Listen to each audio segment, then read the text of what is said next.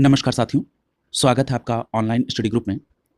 घटनासार current अर्धवार्षिकी 2023 श्रृंखला के अंतर्गत आज की क्लास में उत्तर प्रदेश से संबंधित करंट के वन लाइनर पार्ट को कंप्लीट कराया जाएगा। जो लोग चैनल पर नए जुड़े हैं उनको बताना है कि इसके पूर्व में घटनासार के राष्ट्रीय, अंतर्राष्ट्रीय, पुरस्कार, आर्थिकी और खेल से संबंधित वन लाइनर पार्ट को कंप्लीट कराया जा चुका है। प्लेलिस्ट बनी है, आप उसको फॉलो करके उन क्लास को कंप्लीट कर लेंगे। आज की क्लास में हम लोग उत्तर प्रदेश से संबंधित वन लाइनर करंट को कवर करेंगे।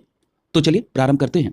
यहां पर सबसे पहला प्रश्न पूछा जा रहा है कि अगस्त 2023 में उत्तर प्रदेश के किन दो उत्पादों को जीआई टैग प्रदान किया गया। तो याद रखिएगा, आगरा का लेदर फुटवियर और जलेसर का मेटल क्राफ्ट, ये ऐसे दो उत्पाद हैं उत्तर प्रदेश के जिनको अगस्त 2023 में जीआई टैग दिया गया। वो कौन से दो उत्पाद हैं? आगरा का लेदर फुटवियर और जलेसर का मेटल क्राफ्ट। क्लियर है, याद रखेंगे। अगला प्रश्न देखिए, पूछा जा रहा है कि 28 जुलाई से 6 अगस्त 2023 के बीच कनाडा में आयोजित विश्व पुलिस खेलों में 5 मीटर 85 सेंटीमीटर की छलांग लगाकर उत्तर प्रदेश की किस एथलीट ने सिल्वर पदक जीता है? तो याद रखिएगा, उत्तर प्रदेश के उस एथलीट का नाम है सोनम। और ये सोनम कहां से संबंधित? तो आपका जवाब होगा अमरोहा। तो देखिए, यहां पर आपको 2-3 बातें ध्यान में रखनी होगी। सबसे पहली बात आपको ध्यान में रखना है कि विश्व पुलिस खेलों का आयोजन कहां किया गया। तो याद रखिएगा, विश्व पुलिस खेलों का आयोजन कनाडा में किया गया। कब से कब तक? 28 जुलाई से 6 अगस्त 2023 तक। और दूसरी बात कि जो उत्तर प्रदेश के अमरोहा के सोनम है, इन्होंने कौन सा पदक जीता? तो आपका जवाब होगा सिल्वर पदक। और इसमें इन्होंने कितनी ऊंची छलांग?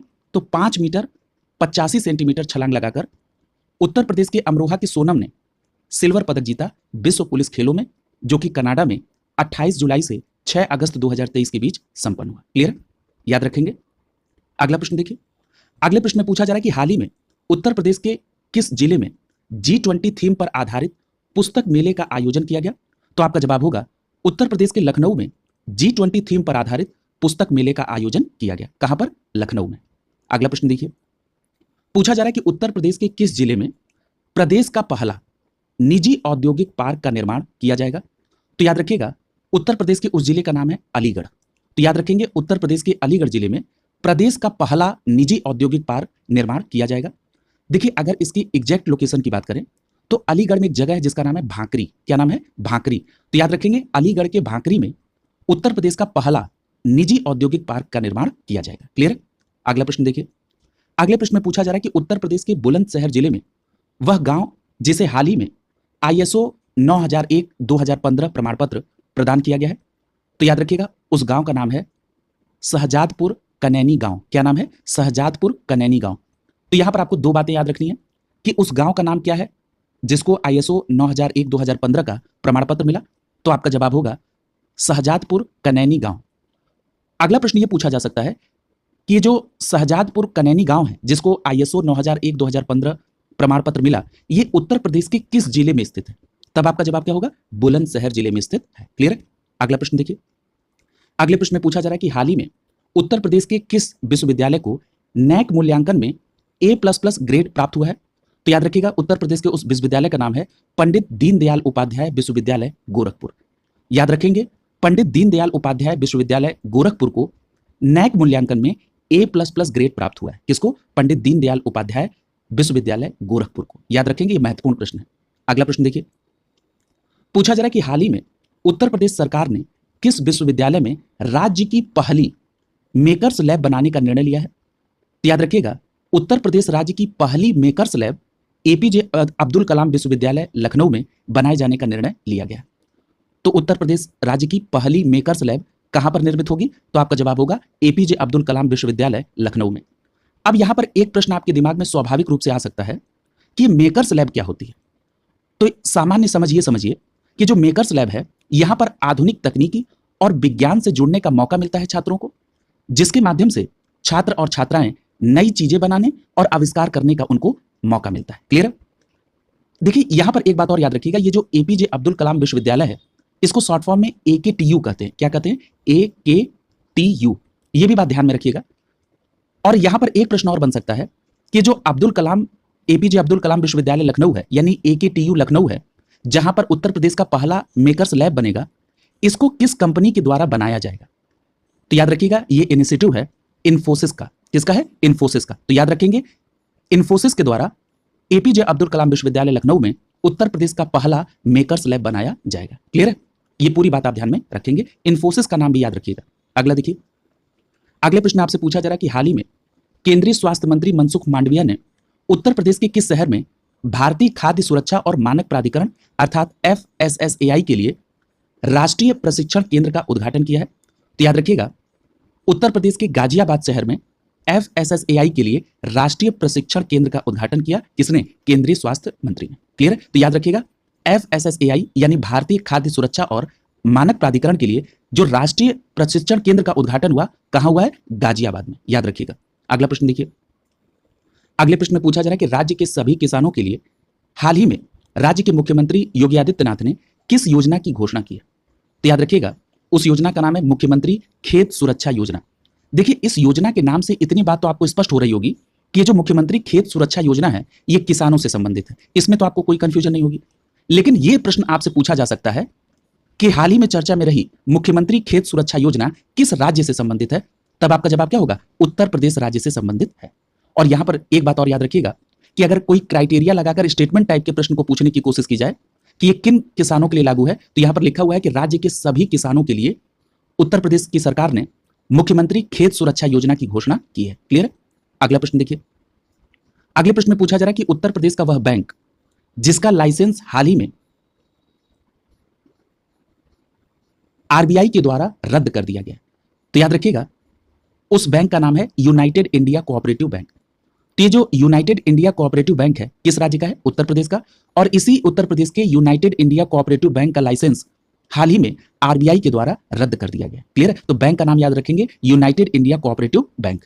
अगला प्रश्न देखिए, अगले प्रश्न में पूछा जा रहा है कि उत्तर प्रदेश के किस शहर में स्थित लिटरेसी हाउस का एक संग्रहालय के साथ पर्यटन स्थल बनेगा?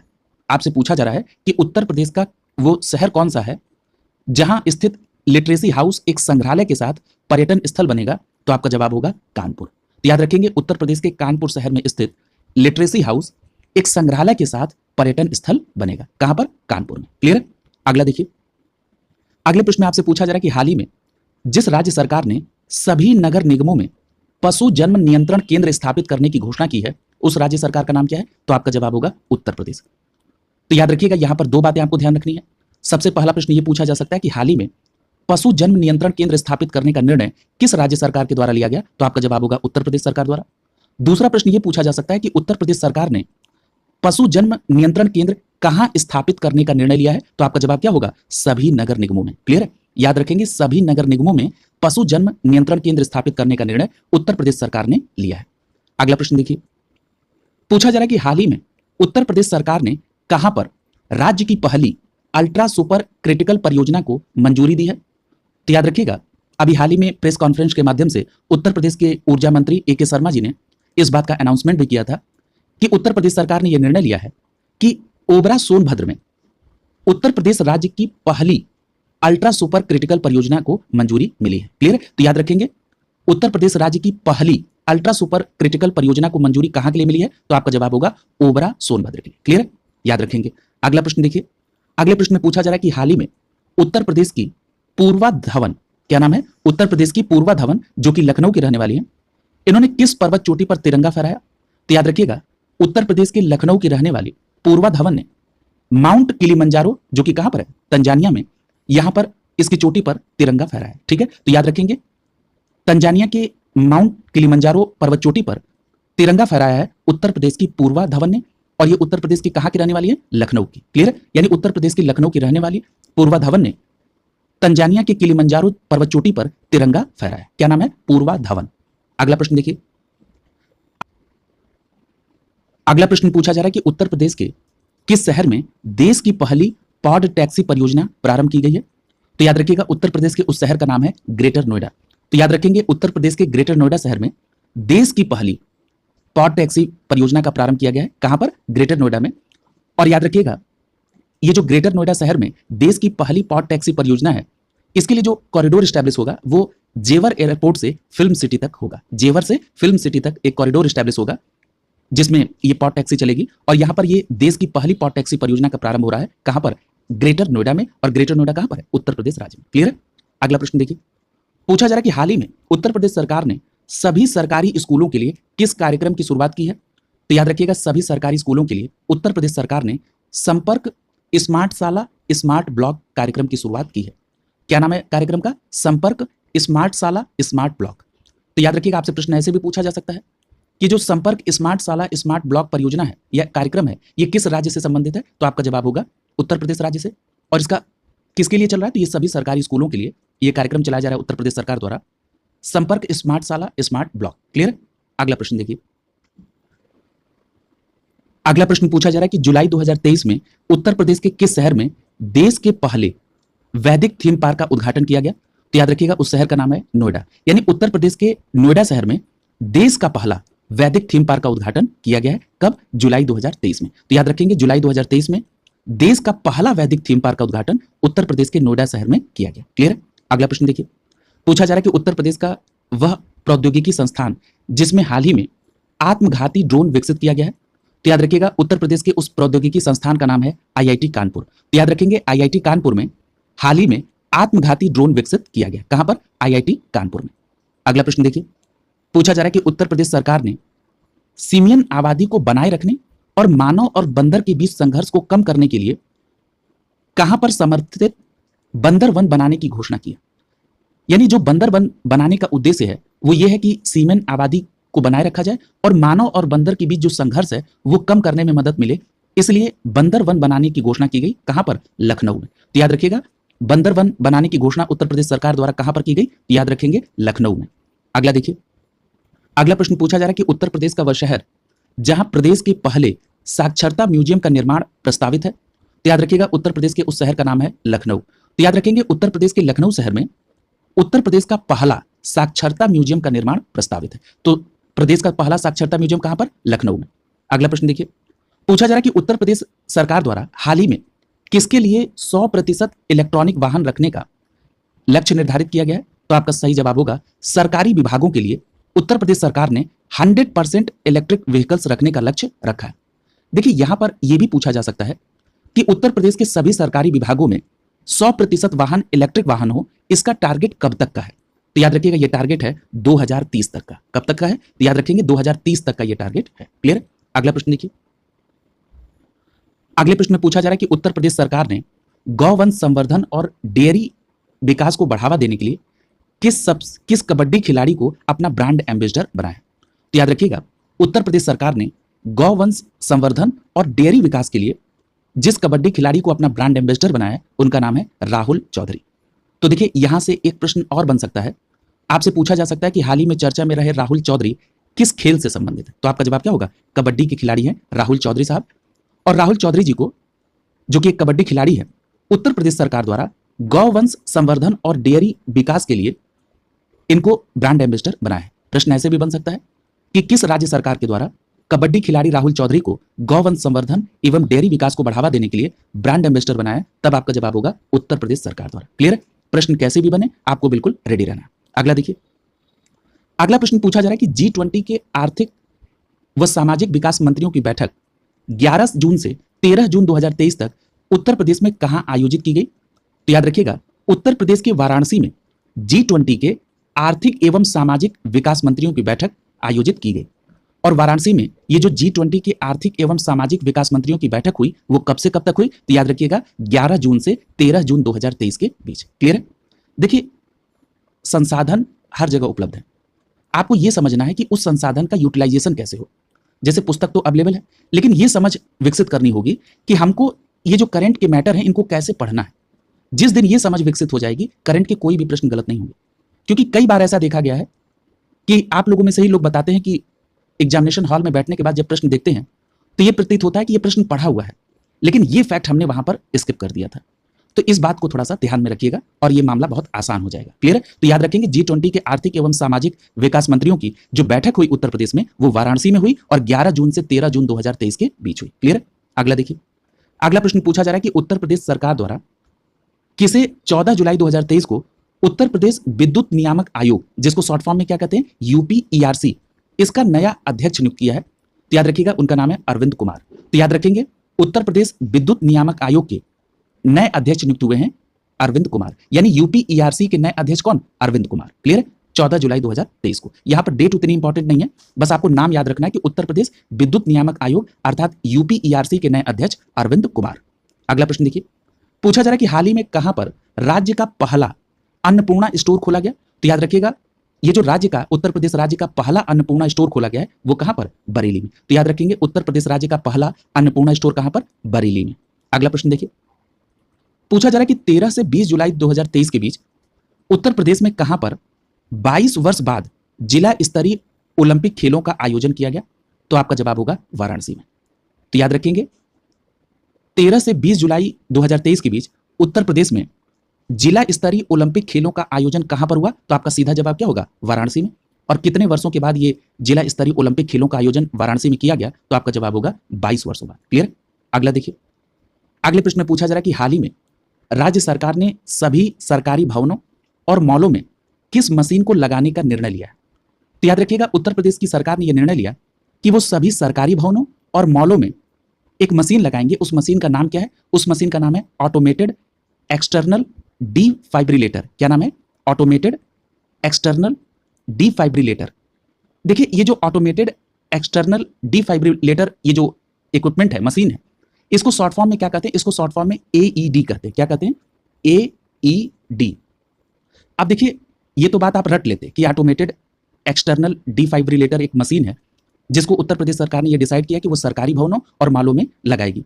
लेकिन यहां पर अगर इसकी साधारण समझ हो जाए तो ये प्रश्न याद रखना और आसान हो जाएगा और समझ के स्तर पर भी एक लाभ मिलेगा। देखिए ये जो एईडी है, ये एक प्रकार का ऐसा उपकरण है जब किसी व्यक्ति को अचानक कार्डियक अटैक आता है तो उस समय प्राथमिक उपचार के लिए इस एईडी इक्विपमेंट का यूज किया जाता है। अब ये कार्डियक अटैक क्या है, देखिए जब दिल अचानक धड़कना बंद कर दे और शरीर के अन्य हिस्सों में ब्लड का सर्कुलेशन बंद हो जाए तो इसी स्थिति को कहते हैं कार्डियक अटैक। और जब किसी व्यक्ति को अचानक कार्डियक अटैक आया और मान लीजिए कि वो अपने दफ्तर में है या मॉल में गया है, तो उस समय उस व्यक्ति को प्राथमिक उपचार उपलब्ध हो सके, इस स्थिति के लिए उत्तर प्रदेश सरकार ने यह डिसाइड किया कि सरकारी भवनों के साथ साथ मॉलों में इस एईडी मशीन को लगाया जाएगा। क्योंकि ऐसा कई बार देखा गया कि जब किसी व्यक्ति को कार्डियक अटैक आता है और उसको हॉस्पिटल ले जाते हैं तो इसके बीच में इतना गैप हो जाता है कि ज्यादातर मरीजों की डेथ हो जाती है।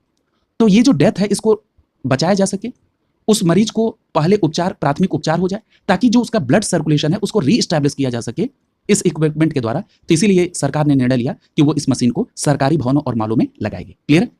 क्या नाम है उस इक्विपमेंट का, ऑटोमेटेड एक्सटर्नल डिफाइब्रिलेटर। क्लियर है, यानी इसको शॉर्ट फॉर्म में कहते हैं एईडी। क्लियर है। अगला देखिए, अगले प्रश्न में पूछा जा रहा है कि हाल ही में राज्य में ग्रामीण क्षेत्रों के जो छात्र हैं उनको ऑनलाइन शिक्षा कार्यक्रम की शुरुआत किस पहल के जरिए की गई। तो याद रखिएगा उसकी शुरुआत जो की गई उसका नाम ही है कार्यक्रम का पहल। तो याद रखेंगे उत्तर प्रदेश सरकार ने एक ऑनलाइन शिक्षा कार्यक्रम की शुरुआत की है जिसका नाम है पहल। और किसके लिए, तो ग्रामीण क्षेत्र के छात्रों के लिए। ठीक है, तो ये जो पहल ऑनलाइन शिक्षा कार्यक्रम है किस राज्य सरकार का है, उत्तर प्रदेश राज्य सरकार का। और किसके लिए है, तो ग्रामीण क्षेत्र के छात्रों के लिए। क्लियर है। अगला देखिए, प्रश्न ऐसे भी पूछा जा सकता है कि हाल ही में चर्चा में रहा पहल कार्यक्रम किस क्षेत्र से संबंधित है। तो आपका जवाब होगा ऑनलाइन शिक्षा कार्यक्रम है पहल। और किसके लिए, तो गरीब ग्रामीण छात्रों के लिए। क्लियर है। अगला देखिए, अगले प्रश्न में पूछा जा रहा है कि 14 जुलाई 2023 को राज्य सरकार ने किस नाम से राजस्व वितरण ऐप को लॉन्च किया है। तो याद रखिएगा उत्तर प्रदेश सरकार ने 14 जुलाई 2023 को जिस राजस्व वितरण ऐप को लॉन्च किया है उस ऐप का नाम है रेवेन्यू कोड ऐप। क्या नाम है, रेवेन्यू कोड ऐप। तो याद रखिएगा सबसे पहली बात, ये जो रेवेन्यू कोड ऐप है किस राज्य सरकार द्वारा लॉन्च किया गया। तो आपका जवाब होगा उत्तर प्रदेश सरकार द्वारा। और उत्तर प्रदेश सरकार द्वारा ये जो रेवेन्यू कोड ऐप लॉन्च किया गया ये किस प्रकार का ऐप है, तो याद रखिएगा राजस्व वितरण ऐप है रेवेन्यू कोड ऐप। क्लियर है। अगला प्रश्न देखिए, अगले प्रश्न में आपसे पूछा जा रहा है कि उत्तर प्रदेश का वह शहर जहां पर जुलाई 2023 में पहला अंतर्राष्ट्रीय मंदिर सम्मेलन आयोजन किया गया।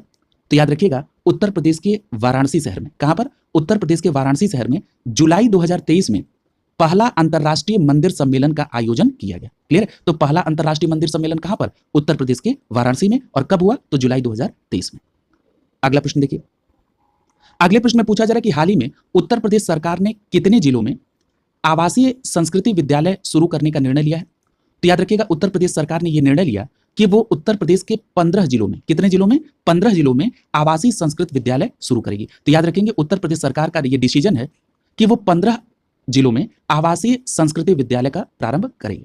अगला देखिए, अगला प्रश्न पूछा जा रहा है कि जुलाई 2023 में उत्तर प्रदेश में कहां पर भारत के पहले पुलिस संग्रहालय की स्थापना की गई? तो याद रखिएगा उत्तर प्रदेश के गाजियाबाद में। कहां पर? उत्तर प्रदेश के गाजियाबाद में भारत के पहले पुलिस संग्रहालय की स्थापना की गई। तो याद रखेंगे उत्तर प्रदेश के गाजियाबाद में भारत के पहले पुलिस संग्रहालय की स्थापना की गई। कहां पर? गाजियाबाद। अगला देखिए, अगला प्रश्न पूछा जा रहा है कि प्रदेश का पहला यानी उत्तर प्रदेश का पहला बोन और टिश्यू बैंक कहां खोला गया है? तो याद रखिएगा उत्तर प्रदेश का पहला बोन और टिश्यू बैंक बीएचयू बनारस में खोला गया। यानी बीएचयू का मतलब क्या हो गया? बनारस हिंदू यूनिवर्सिटी। क्लियर है? इसमें प्रदेश का पहला बोन और टिश्यू बैंक खोला गया। क्लियर? तो याद रखेंगे उत्तर प्रदेश का पहला बोन और टिश्यू बैंक कहां पर? बीएचयू बनारस। अगला प्रश्न देखिए, मई 2023 में गीले कूड़े से बायो कंप्रेस्ड नेचुरल गैस, जिसको आप सीएनजी के नाम से जानते हैं, यह प्लांट कहां पर स्थापित किया गया? तो याद रखिएगा गोरखपुर के सुधनी में।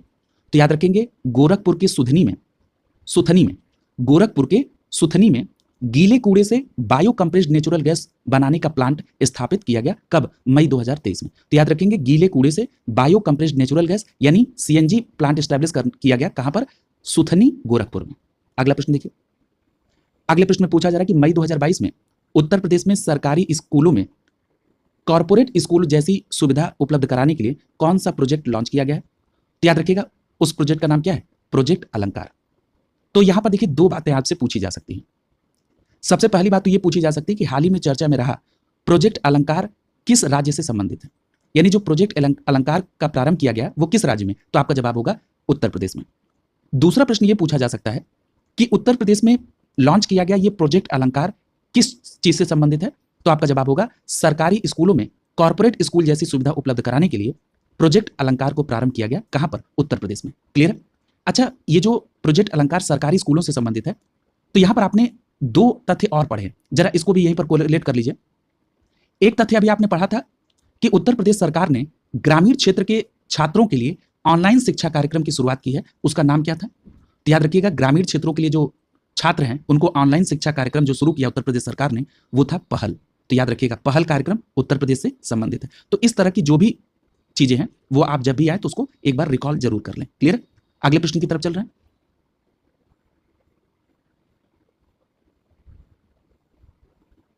अगले प्रश्न में पूछा जा रहा है कि मई 2023 में उत्तर प्रदेश में कहां पर मिलेट्स महोत्सव का आयोजन किया गया? तो याद रखिएगा मई 2023 में उत्तर प्रदेश में आगरा में मिलेट्स महोत्सव का आयोजन किया गया। तो याद रखेंगे ये बहुत इंपॉर्टेंट प्रश्न है क्योंकि अंतर्राष्ट्रीय मिलेट्स जो ये ईयर मनाया जा रहा है, सेलिब्रेट किया जा रहा है 2023 को, और ये भारत के इनिशिएटिव पर ही ये निर्णय हुआ था। और जो भारत G20 शिखर सम्मेलन की मेजबानी कर रहा है उसमें जो मेहमानों को पकवान परोसे जाएंगे उसमें मिलेट्स से बने हुए पकवानों को प्राथमिकता दी जा रही है। इसलिए इस तरह के जो प्रश्न हैं उनको आप भी अपने करंट में प्राथमिकता देंगे। तो याद रखिएगा उत्तर प्रदेश में कहां पर मिलेट्स महोत्सव का आयोजन किया गया? तो याद रखिएगा आगरा में। और कब किया गया? तो मई 2023 में।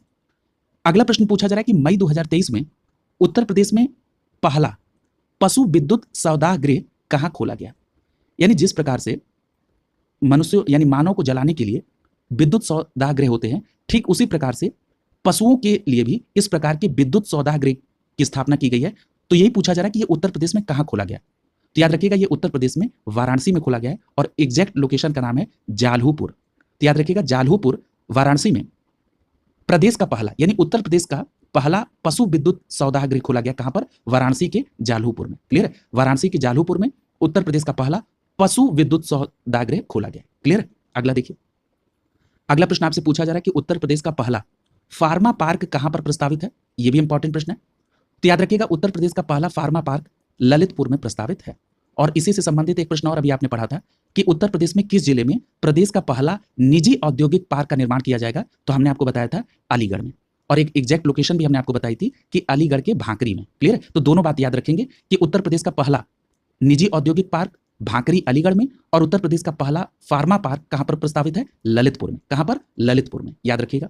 अगला प्रश्न देखिए, पूछा जा रहा है कि मई 2023 में कहां पर थारू जनजाति एवं संस्कृत संग्रहालय खोला गया? तो याद रखिएगा मई 2023 में थारू जनजाति एवं संस्कृत संग्रहालय बलरामपुर में खोला गया। कहां पर? बलरामपुर में। तो याद रखेंगे उत्तर प्रदेश के बलरामपुर में थारू जनजाति एवं संस्कृत संग्रहालय खोला गया। कहां पर? बलरामपुर में। अगला प्रश्न देखिए, पूछा जा रहा है कि जुलाई 2023 में भारत में डिजिटल हेल्थ कार्ड बनाने वाला पहला राज्य कौन बना है? तो याद रखिएगा उस राज्य का नाम है उत्तर प्रदेश। तो याद रखेंगे जुलाई 2023 में भारत में डिजिटल हेल्थ कार्ड बनाने वाला पहला राज्य बना है उत्तर प्रदेश। भारत में डिजिटल हेल्थ कार्ड बनाने वाला पहला राज्य उत्तर प्रदेश। अगला प्रश्न देखिए, अगले प्रश्न में पूछा जा रहा है कि 13 अप्रैल 2023 को उत्तर प्रदेश के किस पूर्व अंतर्राष्ट्रीय हॉकी खिलाड़ी को हॉकी इंडिया चयन समिति का अध्यक्ष नियुक्त किया गया। देखिए, उस उत्तर प्रदेश के पूर्व अंतर्राष्ट्रीय हॉकी खिलाड़ी का नाम है आरपी सिंह। क्या नाम है? आरपी सिंह।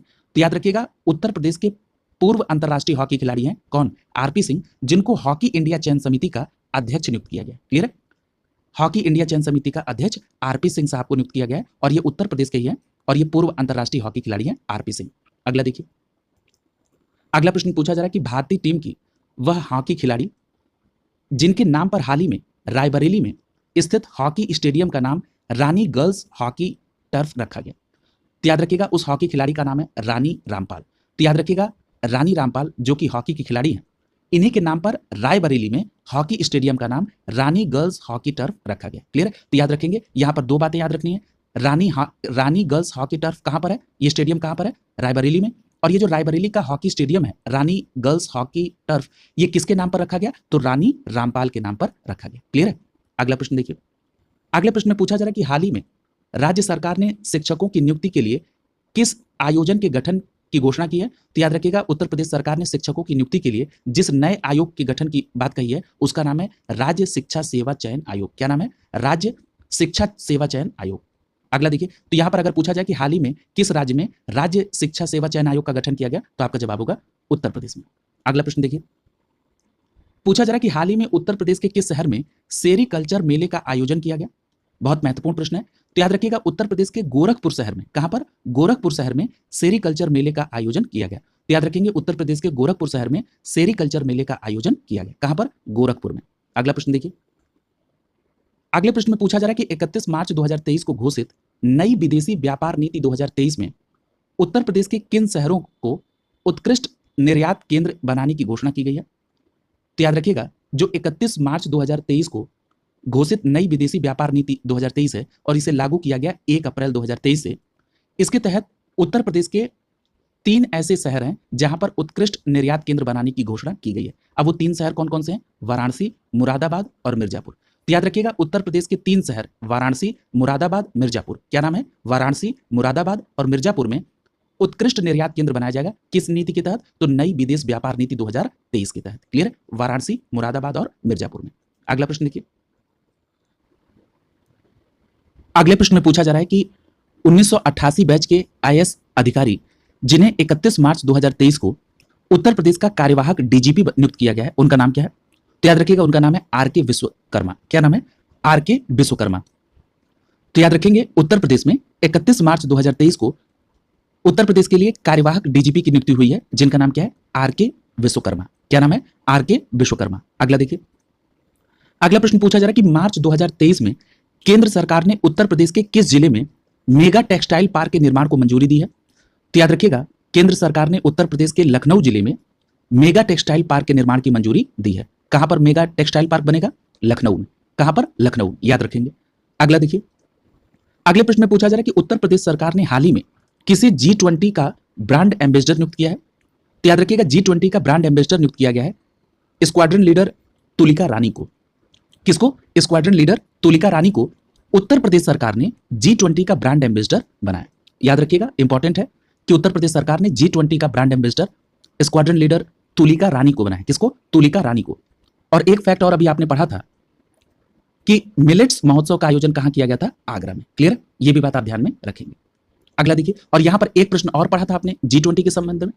आपने पढ़ा था कि जो G20 का आर्थिक और सामाजिक विकास मंत्रियों की बैठक है वो कहां पर हुई थी? वाराणसी में। कब से कब तक? 11 जून से 13 जून 2023 के बीच। ये भी फैक्ट आप रिकॉल करेंगे। अगला देखिए, अगला प्रश्न पूछा जा रहा है कि प्रदेश का पहला निजी औद्योगिक पार्क बनाने का निर्णय कहां पर लिया गया? तो याद रखिएगा, आप पढ़ चुके हैं, प्रदेश का पहला निजी औद्योगिक पार्क भांकरी अलीगढ़ में बनाने का निर्णय लिया गया। कहां पर? भांकरी अलीगढ़ में। क्लियर?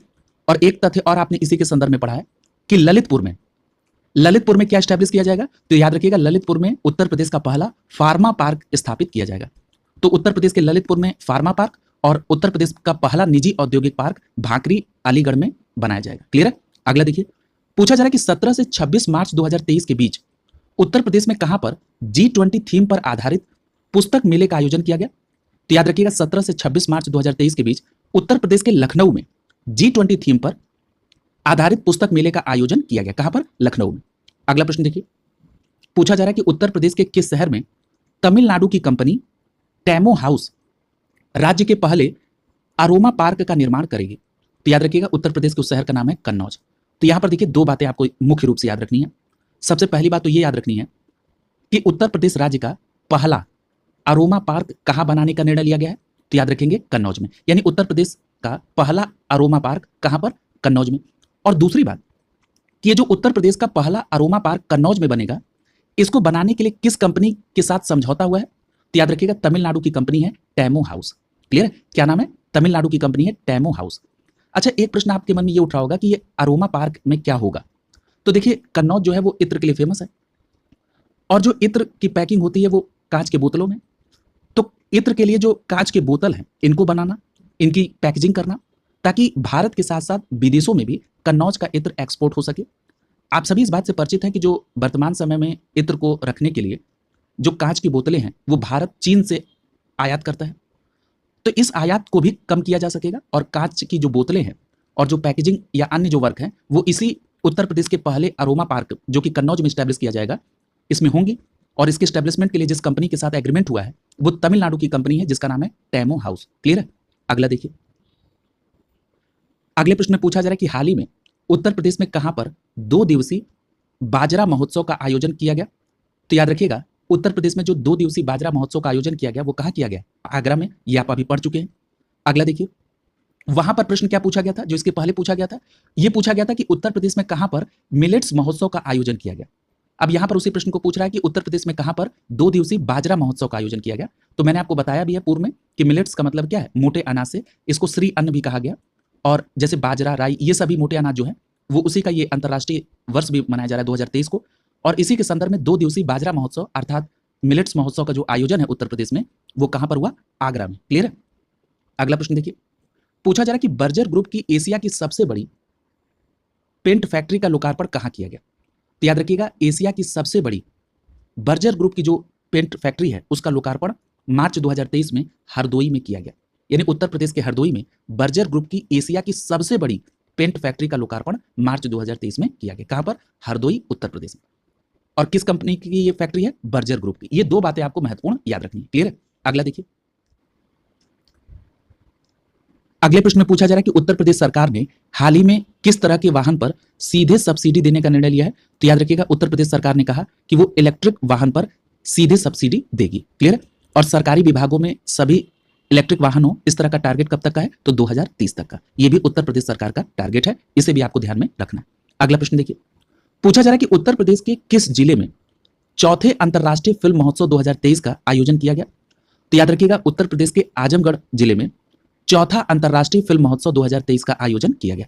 तो यहां पर यह भी याद रखेंगे कि जो उत्तर प्रदेश के आजमगढ़ में अंतर्राष्ट्रीय फिल्म महोत्सव 2023 का आयोजन किया गया, यह कौन सा संस्करण था? तो याद रखेंगे चौथा। और यह चौथा अंतर्राष्ट्रीय फिल्म महोत्सव 2023 कहां पर? आजमगढ़ में। अगला देखिए, पूछा जा रहा है कि हाल ही में उत्तर प्रदेश के किस शहर में यूनिवर्सल हेल्थ कवरेज डे 2022 समारोह मनाया गया? तो याद रखिएगा उत्तर प्रदेश के वाराणसी में यूनिवर्सल हेल्थ कवरेज डे 2022 का आयोजन किया गया। कहां पर? वाराणसी में। तो याद रखेंगे उत्तर प्रदेश के वाराणसी में यूनिवर्सल हेल्थ कवरेज डे 2022 का आयोजन किया गया। क्लियर है? कहां पर? वाराणसी में। Universal health coverage day 2022 Varanasi में। अगला देखिए, अगले प्रश्न में पूछा जा रहा है कि हाल ही में उत्तर प्रदेश के किस शहर में एम्स की तर्ज पर अखिल भारतीय आयुर्वेद संस्थान खोलने का निर्णय लिया गया? तो याद रखिएगा उस शहर का नाम है वाराणसी। तो याद रखेंगे उत्तर प्रदेश के वाराणसी शहर में एम्स की तर्ज पर अखिल भारतीय आयुर्वेद संस्थान खोलने का निर्णय लिया गया। कहां पर? वाराणसी में। याद रखेंगे। अगला देखिए, अगले प्रश्न में पूछा जा रहा है कि प्रदेश का वह जिला जहां पहली सेमीकंडक्टर इकाई लगाने का निर्णय लिया गया है वो जिला कौन है? तो याद रखिएगा उत्तर प्रदेश के उस जिले का नाम है गौतम बुद्ध नगर।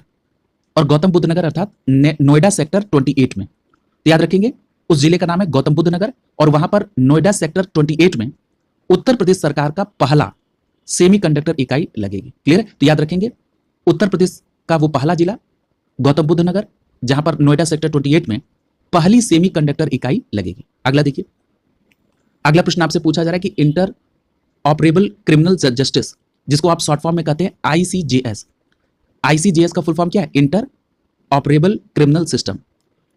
इसके तहत प्रकरण निस्तारण के लिए उत्तर प्रदेश देश का किस स्थान का राज्य है? तो याद रखिएगा, आईसीजेएस के तहत प्रकरण को निस्तारण करने के मामले में उत्तर प्रदेश का देश में पहला स्थान है। यानी इंटर ऑपरेबल क्रिमिनल जस्टिस यानी आईसीजेएस के तहत प्रकरण का निस्तारण करने के मामले में अगर देखें तो उत्तर प्रदेश देश में पहले स्थान पर है। क्लियर है? अगला प्रश्न देखिए। अगले प्रश्न में पूछा जा रहा है कि उत्तर प्रदेश का वह शहर जहां हाल ही में प्रदेश की पहली क्षेत्रीय फिल्म सिटी का निर्माण करने की घोषणा की गई है।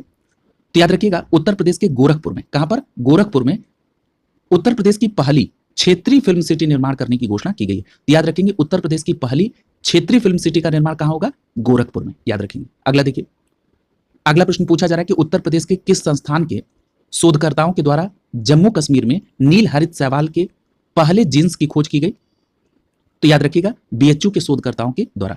तो याद रखेंगे, उत्तर प्रदेश के बीएचयू के शोधकर्ताओं के द्वारा जम्मू कश्मीर में नील हरित शैवाल के पहले जीन्स की खोज की गई। तो आपसे प्रश्न यह भी पूछा जा सकता है कि उत्तर प्रदेश के बीएचयू के शोधकर्ताओं द्वारा कहां पर नील हरित शैवाल के पहले जीन्स की खोज की गई? तब आपका जवाब होगा जम्मू कश्मीर में। क्लियर?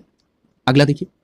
अगला प्रश्न पूछा जा रहा है कि हाल ही में संपन्न विश्व आर्थिक मंच 2023 की बैठक में उत्तर प्रदेश प्रतिनिधि मंडल का नेतृत्व किसने किया? तो आपका जवाब होगा उत्तर प्रदेश के मुख्यमंत्री योगी आदित्यनाथ ने। तो याद रखेंगे, उत्तर प्रदेश के मुख्यमंत्री योगी आदित्यनाथ ने विश्व आर्थिक मंच 2023 की बैठक में उत्तर प्रदेश प्रतिनिधि मंडल का नेतृत्व किया। किसने? उत्तर प्रदेश के मुख्यमंत्री योगी आदित्यनाथ ने। क्लियर? अगला देखिए। अगला प्रश्न आपसे पूछा जा रहा है कि उत्तर प्रदेश का पहला ग्लास स्काई वॉक किस जिले में बनाया जाएगा? तो याद रखिएगा, उत्तर प्रदेश का पहला ग्लास स्काई वॉक जो है वो चित्रकूट में बनाया जाए। कहां पर? चित्रकूट में। तो याद रखेंगे, महत्वपूर्ण प्रश्न है। उत्तर प्रदेश के चित्रकूट में उत्तर प्रदेश का पहला ग्लास स्काई वॉक बनाया जाएगा। कहां पर? चित्रकूट में। अगला देखिए। अगला प्रश्न पूछा जा रहा है कि उत्तर प्रदेश में 10 से 12 फरवरी 2023 के बीच आयोजित Uttar Pradesh global investor summit 2023 की थीम क्या थी? तो याद रखिएगा, Uttar Pradesh global investor summit 2023 की थीम थी उत्तर प्रदेश नए भारत का विकास इंजन। क्या थीम थी? उत्तर प्रदेश नए भारत का विकास इंजन। यहां पर देखिए, आपको दो बातें ध्यान में रखनी होंगी। सबसे पहली बात तो ये कि Uttar Pradesh global investor summit 2023 का आयोजन कब और कहां किया गया? तो आपका जवाब होगा Uttar Pradesh global investor summit 2023 का आयोजन लखनऊ में 10 से 12 फरवरी 2023 के बीच हुआ। और इसकी थीम क्या थी? तो उत्तर प्रदेश नए भारत का विकास इंजन। क्लियर है? अगला देखिए। अगले प्रश्न में पूछा जा रहा है कि 17 से 18 मार्च 2023 के बीच उत्तर प्रदेश के किस शहर में एससीओ पर्यटन मंत्रियों की बैठक का आयोजन किया गया? तो याद रखिएगा, एससीओ के पर्यटन मंत्रियों की बैठक उत्तर प्रदेश के वाराणसी में संपन्न हुई। कब से कब तक? तो 17 से 18 मार्च 2023 के बीच। तो याद रखेंगे, 17 से 18 मार्च 2023 के बीच उत्तर प्रदेश के वाराणसी में एससीओ पर्यटन मंत्रियों की बैठक संपन्न हुई। कहां पर? वाराणसी में। और एक तथ्य और आप पढ़ चुके हैं कि वाराणसी में G20 के आर्थिक एवं सामाजिक विकास मंत्रियों की भी बैठक हुई। वो कब हुई थी? 11 जून से 13 जून के बीच। क्लियर है? याद रखेंगे। और इसके अलावा एक बात और आपने ध्यान दिया था कि जो जिला स्तरीय ओलंपिक खेलों का आयोजन है वो भी वाराणसी में हुआ था। क्लियर है? अगला देखिए। अगला प्रश्न पूछा जा रहा है कि मार्च 2023 में उत्तर प्रदेश सरकार ने नोएडा स्थित किस सड़क का नाम परिवर्तित करके प्रसिद्ध पत्रकार रामनाथ गोयनका के नाम पर रख दिया है? तो याद रखिएगा, उस सड़क मार्ग का नाम है अमलतास मार्ग। तो याद रखेंगे, उत्तर प्रदेश सरकार ने नोएडा स्थित अमलतास मार्ग का नाम बदलकर एक प्रसिद्ध पत्रकार रामनाथ गोयनका के नाम पर रख दिया है। तो यहां पर भी दो बात उठेगी। सबसे पहला प्रश्न यह पूछा जा सकता है कि हाल ही में चर्चा में रहे रामनाथ गोयनका का संबंध किस क्षेत्र से है? तो याद रखेंगे, वो पत्रकार। और दूसरी बात, इन्हीं पत्रकार रामनाथ गोयनका के नाम पर कहां के अमलतास मार्ग का नाम बदला गया? तो याद रखेंगे, नोएडा की। क्लियर है? अगला प्रश्न देखिए। अगले प्रश्न में पूछा जा रहा है कि भारत में सबसे अधिक ऑनलाइन गेम खेलने वाले राज्यों में उत्तर प्रदेश का स्थान कौन सा है? तो याद रखिएगा, भारत में सबसे अधिक ऑनलाइन गेम खेलने वालों में उत्तर प्रदेश का स्थान पहला है। कौन सा स्थान है? पहला। तो याद रखेंगे, भारत में सबसे अधिक ऑनलाइन गेम खेलने वालों राज्यों में नंबर 1 पर कौन है? उत्तर प्रदेश है। यह भी बात आप ध्यान में रखेंगे। क्लियर है? अगला प्रश्न देखिए। अगले प्रश्न में पूछा जा रहा है कि 18 से 28 जनवरी 2023 के बीच उत्तर प्रदेश में कहां पर सांसद खेल महाकुंभ 2022-23 का आयोजन किया गया? तो याद रखिएगा, उत्तर प्रदेश में बस्ती में सांसद खेल महाकुंभ का आयोजन 2022-23 हुआ। यानी उत्तर प्रदेश के बस्ती में सांसद खेल महाकुंभ 2022-23 का आयोजन हुआ। और कब से कब तक हुआ? तो 18 से 28 जनवरी 2023 के बीच। कहां पर? बस्ती में। अगला प्रश्न देखिए। पूछा जा रहा है कि 24 जनवरी 2023 से 31 जनवरी 2023 के मध्य मनाए गए उत्तर प्रदेश दिवस 2023 की थीम क्या थी? तो याद रखिएगा, 24 जनवरी से 31 जनवरी 2023 तक मनाए गए उत्तर प्रदेश दिवस समारोह की थीम थी इन्वेस्ट एंड एम्प्लॉयमेंट। क्या थीम थी? Invest and employment. तो याद रखेंगे, इन्वेस्ट एंड एम्प्लॉयमेंट थीम के साथ उत्तर प्रदेश दिवस समारोह 2023 का आयोजन 24 जनवरी 2023 से 31 जनवरी 2023 के बीच संपन्न हुआ। क्लियर है? तो याद रखेंगे, ये जो उत्तर प्रदेश दिवस समारोह 2023 था, इसकी थीम क्या थी? Invest and employment. क्या थी? Invest and employment. अगला प्रश्न देखिए। अगला प्रश्न पूछा जा रहा है कि 21 जनवरी 2023 उत्तर प्रदेश के किन 4 शहरों में G20 वॉकथॉन दौड़ का आयोजन किया गया? तो याद रखिएगा, उत्तर प्रदेश के जिन 4 शहरों में 21 जनवरी 2023 को G20 वॉकथॉन दौड़ का आयोजन किया गया, वो 4 शहर हैं लखनऊ, आगरा, नोएडा और वाराणसी। लखनऊ, आगरा, नोएडा और वाराणसी। याद रखेंगे इन शहरों के नाम। अगला देखिए, पूछा जा रहा है कि 27 दिसंबर 2022 को केंद्रीय गृह मंत्रालय ने उत्तर प्रदेश सरकार की सिफारिश पर किन 2 स्थानों के नाम बदलने की अनुमति दे दी है? तो याद रखिएगा, जिन 2 स्थानों के नाम बदलने की अनुमति दी गई है वो कौन स्थान है? तो इसमें गोरखपुर जिले में नगरपालिका परिषद मुंडेरा बाजार का नाम बदलकर चौरी चौरा कर दिया गया है, और वहीं देवरिया जिले के तेलिया अफगान गांव का नाम बदलकर तेलिया शुक्ला कर दिया गया। यानी जो उत्तर प्रदेश सरकार ने यह प्रपोजल भेजा था गृह मंत्रालय को कि हमको 2 जगहों के नाम बदलने की अनुमति दी जाए, उन 2 जगहों में से एक जगह गोरखपुर जिले में है, और गोरखपुर जिले में जिस नगरपालिका परिषद का नाम बदला गया उसका नाम है मुंडेरा बाजार। और ये जो मुंडेरा बाजार नगरपालिका परिषद का नाम बदला गया, अब क्या पड़ा है? चौरी चौरा। और इसमें जो दूसरा स्थान है वो देवरिया जिले में है। देवरिया जिले में एक गांव है जिसका नाम था तेलिया अफगान, और इसी देवरिया जिले के तेलिया अफगान का नाम बदलकर अब तेलिया शुक्ला कर दिया गया है। क्लियर है? कोई कंफ्यूजन नहीं। अगला प्रश्न देखिए। अगला प्रश्न पूछा जा रहा है कि उत्तर प्रदेश की योगी सरकार ने प्रदेश में निकाय चुनाव में ओबीसी आरक्षण देने के लिए हाई कोर्ट के किस पूर्व न्यायाधीश की अध्यक्षता में 28 दिसंबर 2022 को 5 सदस्यीय आयोग का गठन किया? तो याद रखिएगा, उत्तर प्रदेश में निकाय चुनाव में ये ओबीसी आरक्षण की बात कहां पर हो रही है? निकाय चुनाव में। तो याद रखिएगा, निकाय चुनाव में ओबीसी आरक्षण के मामले के लिए उत्तर प्रदेश सरकार ने जिस हाईकोर्ट के पूर्व जस्टिस की अध्यक्षता में 5 सदस्यीय कमेटी का गठन किया, उन न्यायाधीश का नाम क्या है? राम अवतार सिंह। क्या नाम है? न्यायमूर्ति राम अवतार सिंह। तो यहां पर 2 बातें, एक तो उत्तर प्रदेश के निकाय चुनाव में ओबीसी आरक्षण के लिए कितने सदस्यीय आयोग का गठन हुआ? तो आपका जवाब होगा 5। और इन 5 सदस्यीय आयोग की अध्यक्षता किसको दी गई? तो न्यायमूर्ति राम अवतार सिंह को। क्लियर है? अगला प्रश्न देखिए। पूछा जा रहा है कि आयोग के सदस्यों में और कौन कौन से लोग थे? तो इसमें पूर्व आईएएस चोब सिंह वर्मा, दूसरे थे महेंद्र कुमार, तीसरे हैं संतोष कुमार विश्वकर्मा, चौथे हैं ब्रिजेश कुमार सोनी। क्लियर है? और 5वें कौन थे? राम अवतार सिंह, जिसकी अध्यक्षता में यह आयोग गठित किया गया। क्लियर है? तो राम अवतार सिंह की अध्यक्षता में जो अन्य सदस्य हैं वो हैं चोब सिंह वर्मा, महेंद्र कुमार, संतोष कुमार विश्वकर्मा और ब्रिजेश कुमार सोनी। क्लियर है? अगला देखिए। अगला प्रश्न पूछा जा रहा है कि उत्तर प्रदेश के लिए किस जिले में जलकल विभाग द्वारा सोलर ट्री लगाए जा रहे हैं? तो याद रखिएगा, उत्तर प्रदेश में वाराणसी में सोलर ट्री लगाए जा रहे हैं, और ये जो उत्तर प्रदेश में वाराणसी में सोलर ट्री लगाए जा रहे हैं किसके द्वारा? तो जलकल विभाग के द्वारा। तो याद रखेंगे, उत्तर प्रदेश के वाराणसी में जलकल विभाग द्वारा सोलर ट्री लगाए जा रहे हैं। अगला प्रश्न देखिए। पूछा जा रहा है कि किस परियोजना के लिए हाल ही में उत्तर प्रदेश सरकार ने ऑस्टिन यूनिवर्सिटी के साथ समझौता किया है? तो याद रखिएगा, उत्तर प्रदेश सरकार ने ऑस्टिन यूनिवर्सिटी के साथ स्मार्ट सिटी ऑफ नॉलेज के लिए समझौता किया है। तो याद रखेंगे, उत्तर प्रदेश सरकार ने स्मार्ट सिटी ऑफ नॉलेज परियोजना के लिए ऑस्टिन यूनिवर्सिटी के साथ समझौता किया है। क्लियर? अगला देखिए। अगला प्रश्न पूछा जा रहा है कि उत्तर प्रदेश में मिर्जापुर की वह महिला कौन है जिनको भारत की पहली मुस्लिम महिला फाइटर पायलट बनाई है? तो याद रखिएगा, भारत की वो पहली मुस्लिम महिला फाइटर पायलट का नाम है सानिया मिर्जा। तो देखिए, यहां पर इस प्रश्न को आप 2 भाग में देखेंगे। सबसे पहला प्रश्न तो यह बन सकता है कि भारत की पहली मुस्लिम महिला फाइटर पायलट कौन बनी है? तो आपका जवाब होगा सानिया मिर्जा। दूसरा प्रश्न यह बन सकता है कि सानिया मिर्जा जो कि भारत की पहली मुस्लिम महिला फाइटर पायलट बनी है, कहां से संबंधित है? तो आपका जवाब होगा उत्तर प्रदेश के मिर्जापुर की रहने वाली है भारत की पहली मुस्लिम महिला फाइटर पायलट, जिनका नाम है सानिया मिर्जा। कहां की है? मिर्जापुर की। अगला देखिए। अगला प्रश्न पूछा जा रहा है कि 27 से 30 नवंबर 2022 के बीच 41वें रामायण मेले का आयोजन कहां किया गया? तो याद रखिएगा, 41वें रामायण मेले का आयोजन अयोध्या में किया गया। कहां किया गया? अयोध्या में। दूसरा प्रश्न यह हो सकता है कि 41वें रामायण मेले का आयोजन अयोध्या में कब किया गया? तो याद रखेंगे 27 से 30 नवंबर 2022 के बीच। आपसे प्रश्न यह भी पूछा जा सकता है कि नवंबर 2022 में अयोध्या में आयोजित रामायण मेले का यह कौन सा संस्करण था? तो आपका जवाब होगा 41वां। क्लियर है? अगला देखिए। अगले प्रश्न में पूछा जा रहा है कि प्रदेश में फरवरी 2023 में प्रस्तावित ग्लोबल इन्वेस्टर समिट के लिए दिसंबर 2022 से 16 देशों में प्रदेश के प्रमुख मंत्रियों द्वारा किए गए रोड शो के बाद कितने करोड़ का निवेश प्रस्ताव प्राप्त हुआ है? तो देखिए, ये तो अब इसके आगे ये इन्वेस्टर समिट भी कंप्लीट हो गया है, लेकिन अगर ये प्रश्न पूछा जाए कि ये 16 देशों में जो प्रमुख मंत्रियों ने रोड शो किया था उससे कितने करोड़ का निवेश प्रस्ताव प्राप्त हुआ था, तो याद रखिएगा ये 7,12,288 करोड़ रुपए का निवेश प्रस्ताव प्राप्त हुआ था।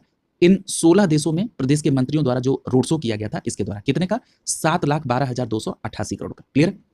ये उत्तर प्रदेश का जब बजट प्रस्तुत हुआ था तो उसमें ये डिटेल में बातें कही गई थी और इस पर डिटेल में क्लास आपको पूर्व में प्रोवाइड भी कराई जा चुकी है। आप अगर उसको कवर करना चाहते हैं तो प्लेलिस्ट से उसको कवर भी कर सकते हैं। अगला प्रश्न देखिए, पूछा जा रहा है कि उत्तर प्रदेश के प्रयागराज जिले के 2 साहित्यकार जिन्हें उर्दू और हिंदी भाषा के लिए 2022 का साहित्य अकादमी पुरस्कार दिया गया है, वो कौन है? तो याद रखिएगा, सबसे पहली बात तो उत्तर प्रदेश के किस जिले से संबंधित हैं? प्रयागराज के हैं ये। तो याद रखिएगा, एक है प्रयागराज के बद्री नारायण जी। ये जो बद्री नारायण जी हैं इनको हिंदी के लिए ये पुरस्कार दिया गया। और किस पुरस्कार की बात हो रही है? तो 2022 का साहित्य अकादमी पुरस्कार। क्लियर है? तो यहां पर एक बात याद रखिएगा कि बद्री नारायण साहब प्रयागराज के रहने वाले और इनको 2022 का हिंदी के क्षेत्र में साहित्य अकादमी पुरस्कार मिला है। हम लोग दूसरी बात करेंगे बद्री नारायण साहब की कविता संग्रह का। तो याद रखिएगा, बद्री नारायण साहब की जो कविता संग्रह उसका नाम है तुमड़ी के शब्द। तो याद रखेंगे, तुमड़ी के शब्द कविता संग्रह के लिए हिंदी में साहित्य अकादमी पुरस्कार प्राप्त किया 2022 के लिए बद्री नारायण जी ने। क्लियर है? और ये कहाँ के रहने वाले हैं? प्रयागराज के। वहीं दूसरी बात अगर हम बात देखें अनीस अशफाक की, तो ये जो अनीस अशफाक साहब हैं ये भी कहाँ के? तो याद रखिएगा, ये भी प्रयागराज के ही हैं अनीस अशफाक, और इनको 2022 के साहित्य अकादमी पुरस्कार उर्दू क्षेत्र के लिए प्राप्त हुआ है। क्लियर है? यानी उर्दू का इनका उपन्यास कौन है जिसके लिए मिला? तो उसका नाम है एवाब सरब। क्या नाम है? एवाब सरब।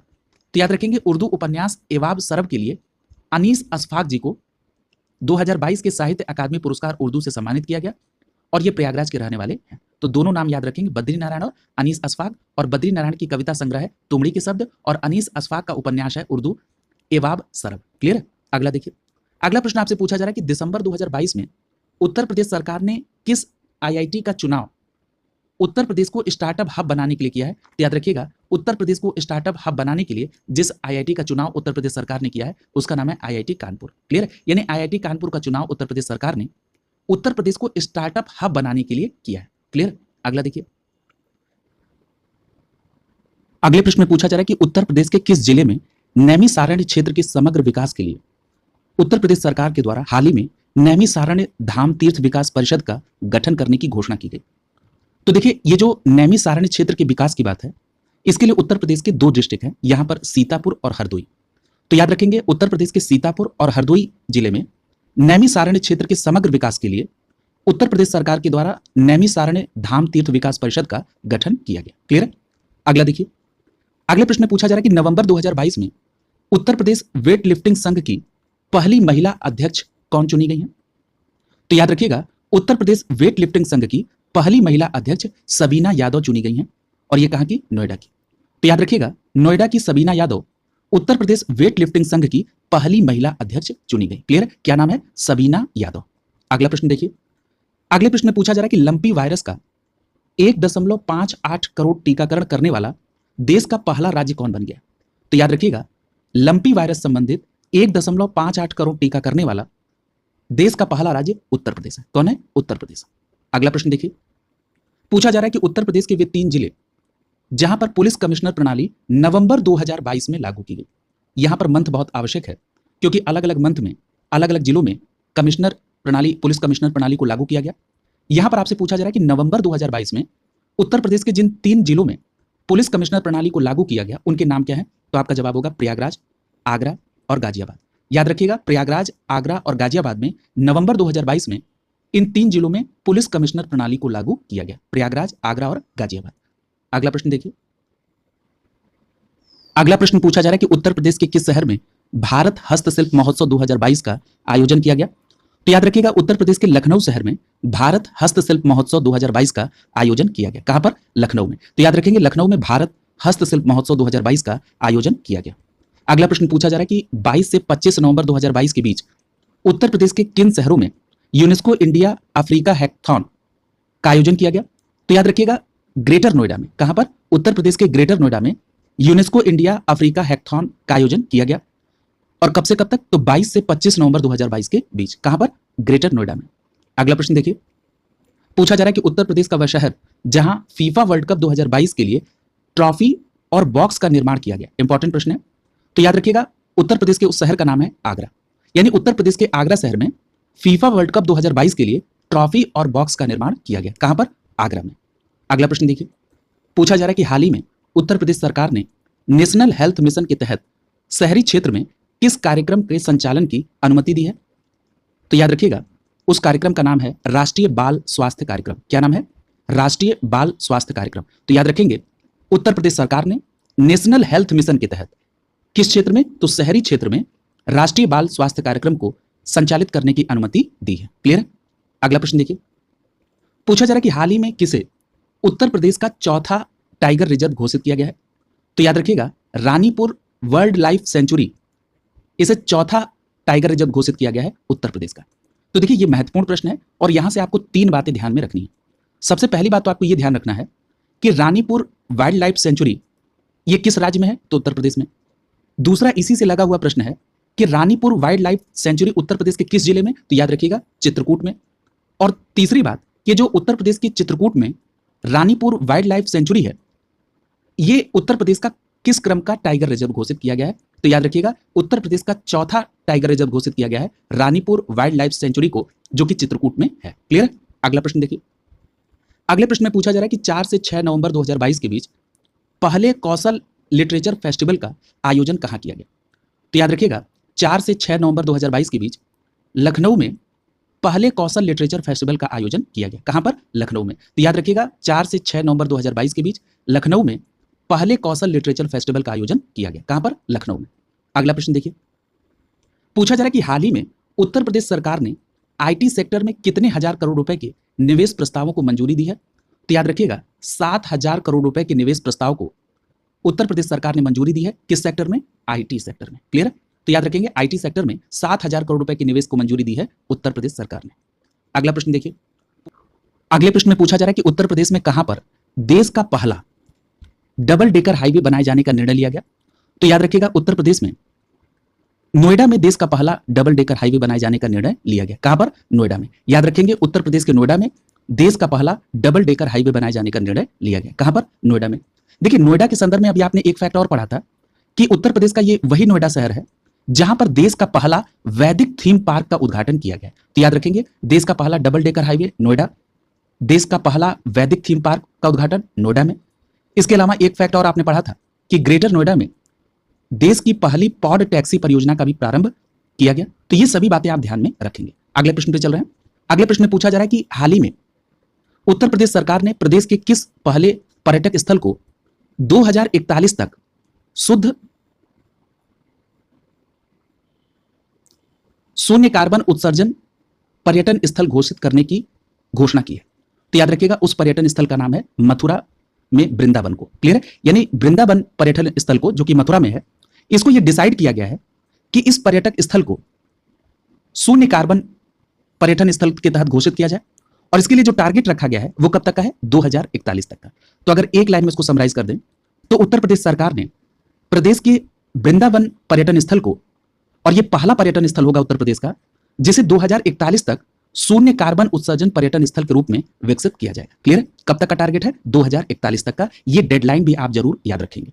अगला प्रश्न देखिए, पूछा जा रहा है कि food safety and standards authority of India अर्थात FSSAI द्वारा नवंबर 2022 में उत्तर प्रदेश के किस पहले रेलवे स्टेशन को ईट राइट स्टेशन का प्रमाण पत्र प्रदान किया गया है? तो याद रखिएगा उस रेलवे स्टेशन का नाम है प्रयागराज जंक्शन।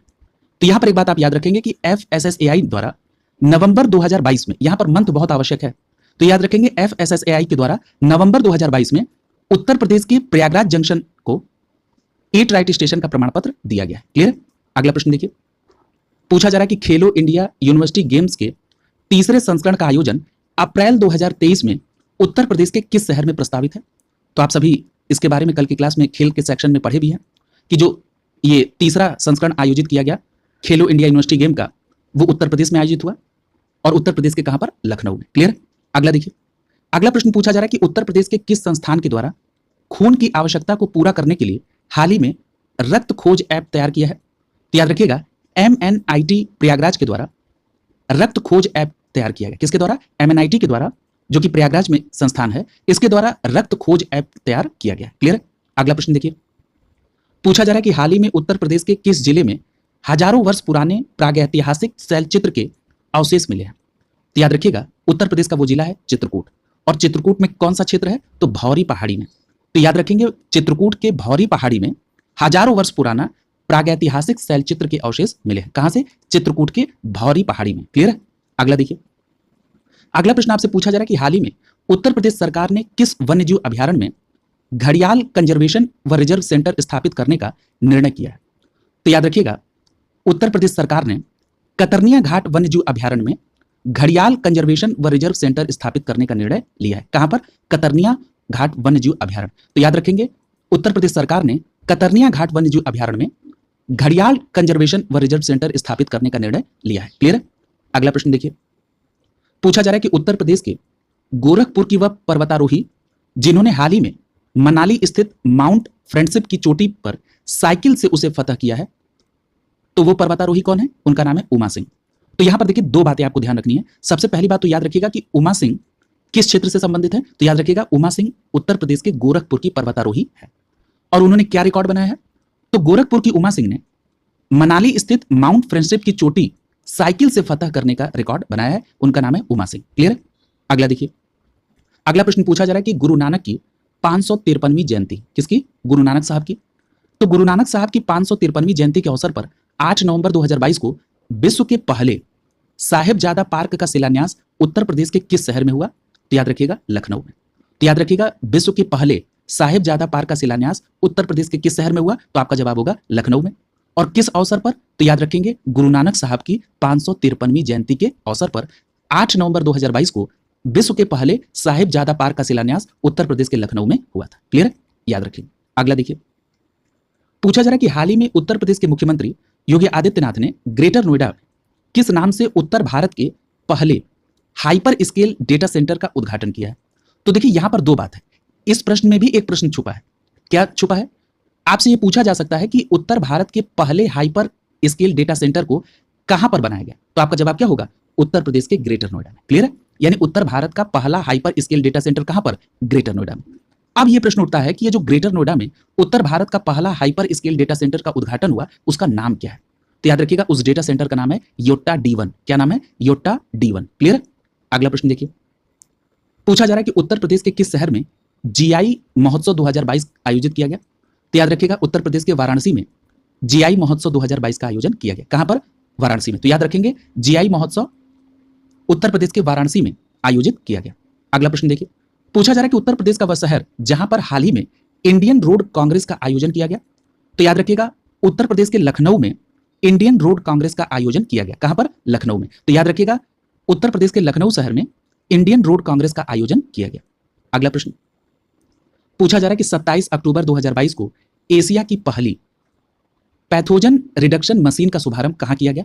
तो याद रखिएगा, एशिया की पहली पैथोजन रिडक्शन मशीन का शुभारंभ लखनऊ में किया गया 27 अक्टूबर 2022 को। तो याद रखेंगे, एशिया की पहली पैथोजन रिडक्शन मशीन का शुभारंभ लखनऊ में किया गया। अगला प्रश्न पूछा जा रहा है कि 15 से 17 अक्टूबर 2022 के बीच डाक टिकट प्रदर्शनी, जिसका नाम क्या है? यूफीलेक्स 2022, इसका आयोजन कहां किया गया? तो याद रखिएगा, लखनऊ में 15 से 17 अक्टूबर 2022 के बीच डाक टिकट प्रदर्शनी यूफीलेक्स 2022 का आयोजन किया गया। अब देखिए, यहां पर एक प्रश्न और छुपा हुआ है इसी प्रश्न में। आपसे यह भी प्रश्न पूछा जा सकता है कि लखनऊ में यूफीलेक्स 2022 का आयोजन किया गया, यह किस प्रकार की प्रदर्शनी या किस क्षेत्र की प्रदर्शनी? तो आपका जवाब क्या होगा? डाक टिकट प्रदर्शनी। क्लियर है? डाक टिकट प्रदर्शनी है यूफीलेक्स 2022, और जो कहां पर आयोजित हुई? लखनऊ में। क्लियर है? अगला देखिए, अगला प्रश्न पूछा जा रहा है कि 11 से 12 नवंबर 2022 के बीच गंगा केंद्रीय बंदरगाह जहाजरानी और जलमार्ग मंत्रालय के भारतीय जलमार्ग प्राधिकरण की ओर से कहां पर PM गतिशक्ति मल्टी मॉडल जलमार्ग शिखर सम्मेलन का आयोजन किया गया? तो आपका जवाब होगा वाराणसी में। क्लियर है? अब देखिए, इतना बड़ा प्रश्न देख के आपको घबराने की जरूरत नहीं है। अभी हम लोग इसको ब्रेक करते हैं कि किस सम्मेलन की बात कर रहा है। तो सबसे पहली बात तो आप ये ध्यान में रखिएगा कि यहां पर जिस सम्मेलन की बात हो रही है उसको क्या कहा गया? उसको कहा गया PM गतिशक्ति मल्टी मॉडल का जलमार्ग शिखर सम्मेलन। क्लियर है? पीएम गतिशक्ति मल्टी मॉडल का जलमार्ग शिखर सम्मेलन कहां पर आयोजित हुआ? वाराणसी में। इसके एक पार्ट में इसके मंत्रालय का नाम दिया गया। क्लियर है? लेकिन यहां पर एक प्रश्न और पूछा जा सकता है, आपसे यह भी प्रश्न पूछा जा सकता है कि पीएम गतिशक्ति मल्टी मॉडल का जो जलमार्ग शिखर सम्मेलन वाराणसी में आयोजित किया गया, यह किसकी ओर से था? तो याद रखिएगा, भारतीय जलमार्ग प्राधिकरण की ओर से। क्लियर? और मंत्रालय तो आपने देख ही लिया कि गंगा केंद्रीय बंदरगाह जहाजरानी जलमार्ग मंत्रालय। क्लियर? तो यहां पर यह बात ध्यान में आप रखेंगे। अगले प्रश्न को देखिए, पूछा जा रहा है कि नवंबर 2022 में उत्तर प्रदेश स्थित किस संस्थान द्वारा आविष्कार 2022 महोत्सव का आयोजन किया गया? तो याद रखिएगा, ये जो आविष्कार 2022 का आयोजन किया गया, ये किसके द्वारा? MNNIT के द्वारा। MNNIT जो है ये प्रयागराज में है, जिसके बारे में भी आपने एक तथ्य पढ़ा था कि MNIT प्रयागराज के द्वारा अभी हाल ही में खून की आवश्यकता को पूरा करने के लिए रक्त खोज ऐप तैयार किया गया था। उसी MNIT प्रयागराज के द्वारा आविष्कार 2022 महोत्सव का आयोजन किया गया। कब किया गया? नवंबर 2022 में। क्लियर? मोतीलाल नेहरू इंस्टीट्यूट नाम है इसका, पूरा नाम, प्रयागराज में है, और इसके द्वारा आविष्कार महोत्सव 2022 का आयोजन किया गया। अगला प्रश्न पूछा जा रहा है कि उत्तर प्रदेश स्थित वह सेंचुरी जिसका हाल ही में नया नक्शा जारी किया गया है, तो याद रखिएगा उस सेंचुरी का नाम क्या है? हस्तिनापुर सेंचुरी। तो याद रखेंगे, हस्तिनापुर सेंचुरी का हाल ही में नया नक्शा जारी किया गया है। क्लियर? अगला प्रश्न देखिए, पूछा जा रहा है कि उत्तर प्रदेश के किस जिले में असम के डिब्रूगढ़ तक विश्व की सबसे लंबी रिवर क्रूज यात्रा शुरू करने का प्रस्ताव? हालांकि ये यात्रा कंप्लीट हो गई है, ये उस समय का है, 2022 का है। तो याद रखिएगा, ये यात्रा शुरू हुई थी वाराणसी से। क्लियर है? तो याद रखेंगे, वाराणसी से ये रिवर क्रूज यात्रा प्रारंभ हुई, जो कि दुनिया की सबसे लंबी रिवर क्रूज यात्रा थी, और ये कहां तक गई? असम के डिब्रूगढ़ तक। क्लियर है? अगला देखिए, अगला प्रश्न पूछा जा रहा है कि उत्तर प्रदेश को स्वास्थ्य सुविधा रजिस्टर में कई स्वास्थ्य सुविधाओं को जोड़ने के लिए अक्टूबर 2022 में किस पुरस्कार से सम्मानित किया गया? तो याद रखिएगा, उत्तर प्रदेश को स्वास्थ्य सुविधा रजिस्टर में कई स्वास्थ्य सुविधाओं को जोड़ने के लिए अक्टूबर 2022 में आयुष्मान उत्कृष्टता पुरस्कार से सम्मानित किया गया। क्लियर है? अगला देखिए, अगला प्रश्न पूछा जा रहा है कि जल जीवन मिशन में योगी सरकार के प्रयासों से उत्तर प्रदेश देश में शीर्ष स्थान पर है। देश में नल का कनेक्शन देने के मामले में 6,89,990 अंक पार कौन सा जिला देश में शीर्ष पर है? तो याद रखिएगा, उस जिले का नाम है शाहजहांपुर। क्लियर है? यानी अगर जिले की बात होगी तो आप शाहजहांपुर का नाम याद रखेंगे, और यहां पर जल जीवन मिशन में जो अच्छा प्रयास किया और शीर्ष स्थान पर प्राप्त करने वाला अगर प्रदेश देखें तो वो उत्तर प्रदेश है, और इसमें कौन सा जिला शीर्ष पर है? तो आपका जवाब होगा शाहजहांपुर। क्लियर है?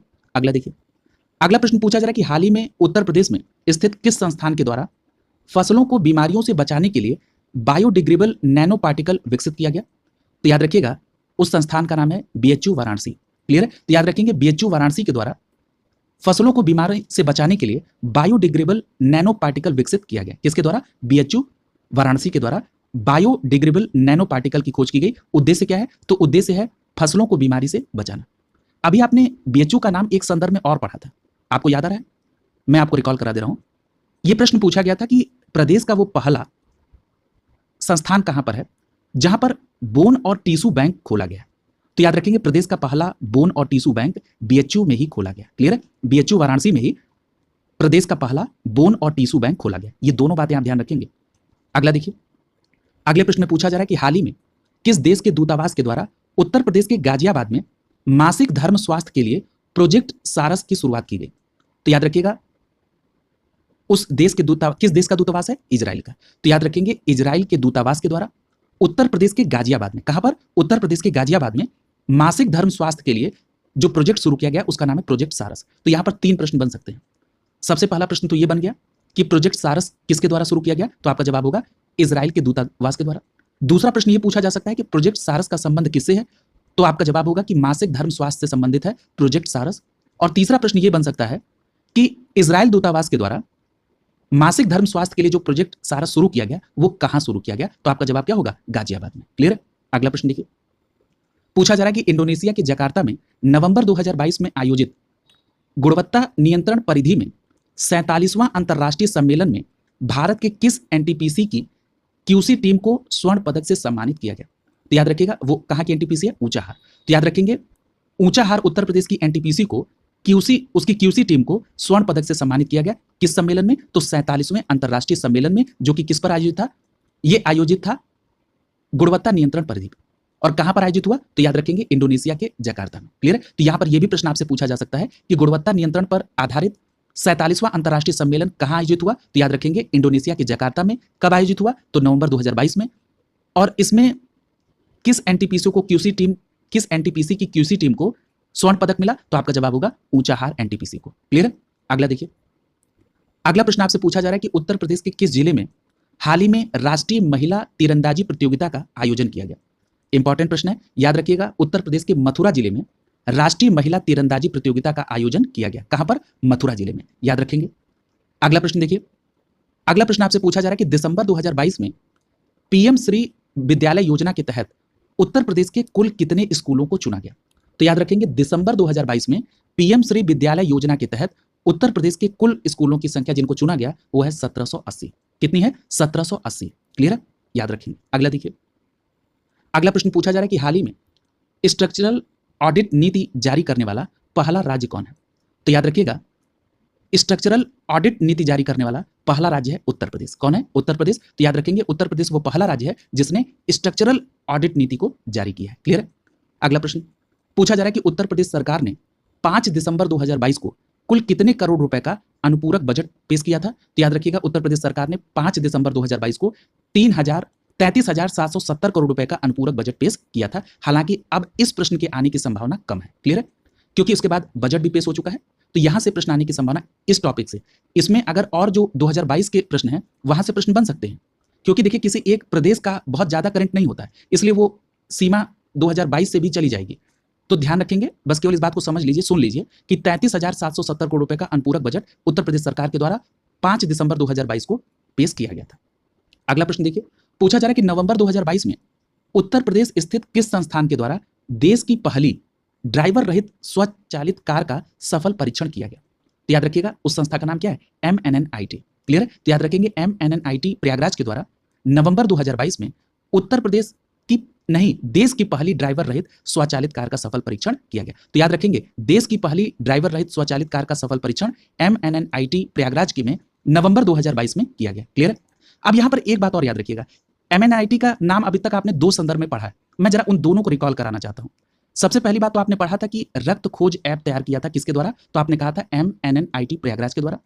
दूसरा संदर्भ आपने पढ़ा था MNNIT का, जिसमें आपने पढ़ा था कि जो आविष्कार 2022 महोत्सव है ये किसके द्वारा आयोजित किया गया था? तो आपने कहा था MNNIT प्रयागराज के द्वारा। और तीसरा संदर्भ अब आप पढ़ रहे हैं कि देश की पहली ड्राइवर रहित स्वचालित कार का सफल परीक्षण MNNIT प्रयागराज के द्वारा किया गया। इस तरह से जब आप तथ्यों को रिकॉल करना प्रारंभ करेंगे इस स्ट्रेटेजी को अपनाते हुए, तो आपको बहुत आसान हो जाएगा चीजें। क्लियर है? अगला देखिए, अगला प्रश्न पूछा जा रहा है कि उत्तर प्रदेश के परिवहन विभाग में पहली महिला ड्राइवर के रूप में हाल ही में किसे नियुक्त किया गया? तो याद रखेंगे उत्तर प्रदेश परिवहन विभाग में पहली महिला ड्राइवर के रूप में जिनको नियुक्ति दी गई उनका नाम है प्रियंका शर्मा। क्या नाम है? प्रियंका शर्मा। याद रखेंगे प्रियंका शर्मा नाम है और इन्हें उत्तर प्रदेश परिवहन विभाग में पहली महिला ड्राइवर के तौर पर नियुक्ति दी गई है, प्रियंका साहब शर्मा को। अगला देखिए, अगले प्रश्न में पूछा जा रहा है कि प्रधानमंत्री के मिशन अमृत सरोवर के तहत 8,462 अमृत सरोवर अर्थात झीलों के निर्माण के मामले में कौन सा राज्य देश का पहला राज्य बना है? तो याद रखिएगा उत्तर प्रदेश देश का वो पहला राज्य है जिसने मिशन अमृत सरोवर के तहत 8,462 अमृत सरोवर अर्थात झीलों का निर्माण किया है और इस मामले में उत्तर प्रदेश नंबर 1 पर है। अगला प्रश्न पूछा जा रहा है कि मुख्यमंत्री योगी आदित्यनाथ की अध्यक्षता में 6 सितंबर 2022 को हुई कैबिनेट बैठक में 4 नई नगर पंचायत के गठन की घोषणा की गई। उसके बाद 17 सितंबर को 6 और नई नगर पंचायत का गठन किया गया। इसके बाद प्रदेश में अब नगर निकायों की कुल संख्या कितनी है? तो याद रखिएगा उत्तर प्रदेश में अब नगर निकायों की कुल संख्या 762 है। कितनी है? 762। इसमें देखिए 2 बार चेंजिंग हुई। एक हुआ 6 सितंबर 2022 को जिसमें 4 नगर पंचायतों के गठन की घोषणा हुई। उसके बाद 17 सितंबर को 6 और नगर पंचायतों के गठन की व्यवस्था हुई और उसके बाद अब उत्तर प्रदेश में नगर निकायों की कुल संख्या 762 है। कितनी है? 762। अगला प्रश्न देखिए, अगला प्रश्न पूछा जा रहा है कि फ्री राशन योजना के बाद उत्तर प्रदेश की योगी सरकार ने अगस्त 2022 में किस अन्य योजना को बंद करने की घोषणा की? तो याद रखिएगा फ्री राशन योजना के बाद उत्तर प्रदेश सरकार ने अगस्त 2022 में व्यक्तिगत शादी अनुदान योजना को बंद करने की घोषणा की गई। किस योजना को? व्यक्तिगत शादी अनुदान योजना को। अगला प्रश्न देखिए, पूछा जा रहा है कि 192 करोड़ से अधिक राशि वाली उस योजना का नाम बताइए जिसे 6 सितंबर 2022 को कैबिनेट की बैठक में मंजूरी दी गई। तो याद रखिएगा उस योजना का नाम है कीट एवं रोग नियंत्रण योजना। तो याद रखिएगा ये जो कीट एवं रोग नियंत्रण योजना है ये 192 करोड़ से अधिक राशि की योजना है और इसको कैबिनेट से मंजूरी 6 सितंबर 2022 को मिली है। क्लियर है? क्या नाम है योजना का? कीट एवं रोग नियंत्रण योजना। अगला प्रश्न देखिए। अगला प्रश्न है, उत्तर प्रदेश के मुख्यमंत्री योगी आदित्यनाथ ने हाल ही में प्रदेश में कहां पर सिंगापुर के तर्ज पर देश का पहला नाइट सफारी और जैव विविधता पार्क खोलने की घोषणा की है? तो याद रखिएगा देश का पहला नाइट सफारी और जैव विविधता पार्क कहां खोले जाने की घोषणा हुई है? लखनऊ में। और किसके तर्ज पर? यह प्रश्न इंपॉर्टेंट है, तो याद रखेंगे सिंगापुर के तर्ज पर। तो याद रखेंगे लखनऊ में पहला नाइट सफारी और जैव विविधता पार्क सिंगापुर की तर्ज पर खोले जाने की घोषणा की गई है। क्लियर है? अगला प्रश्न देखिए। अगला प्रश्न पूछा जा रहा है कि अमेरिका की तर्ज पर देश का पहला एजुकेशनल टाउनशिप कहां बनाए जाने की घोषणा है? तो याद रखिएगा उत्तर प्रदेश में। तो जो देश का पहला एजुकेशनल टाउनशिप बनाए जाने की घोषणा है वो किस राज्य में है? तो आपका जवाब होगा उत्तर प्रदेश में। और किसके तर्ज पर? तब आपका जवाब होगा अमेरिका की तर्ज पर। अगला देखिए। अगला प्रश्न आपसे पूछा जा रहा है कि हाल ही में संपन्न पहले Uttar Pradesh central zone taekwondo championship में किस शहर ने सर्वाधिक 20 स्वर्ण पदक जीतने के साथ ओवरऑल चैंपियन ट्रॉफी भी जीती है? तो याद रखिएगा उस शहर का नाम है लखनऊ। तो यहां पर दो बातें आपको ध्यान रखनी है कि जो Uttar Pradesh central zone taekwondo championship हुई ये कौन सा संस्करण था? पहला। दूसरी बात, इस पहले Uttar Pradesh central zone taekwondo championship में लखनऊ ने सर्वाधिक 20 स्वर्ण पदक जीते, साथ ही साथ लखनऊ ने ओवरऑल चैंपियनशिप ट्रॉफी भी जीती है। क्लियर हो गया? अगला देखिए। अगला प्रश्न पूछा जा रहा है कि अगस्त 2022 में भारत सरकार के शिक्षा मंत्रालय ने राष्ट्रीय शिक्षक पुरस्कार 2022 की घोषणा की और पुरस्कार के लिए चुने गए देश भर के 46 शिक्षकों को उत्तर प्रदेश के किस शिक्षक का नाम उसमें शामिल है? तो याद रखिएगा उस समय 2022 में, अब तो नए शिक्षक पुरस्कार का वितरण भी हो गया कल। तो यहां पर अगर हम 2022 के संदर्भ में देखें तो राष्ट्रीय शिक्षक पुरस्कार 2022 में जो देश भर के 46 शिक्षक थे उसमें उत्तर प्रदेश के जो शिक्षक थे उनका नाम था खुर्शीद अहमद। क्या नाम था? खुर्शीद अहमद। अगला देखिए।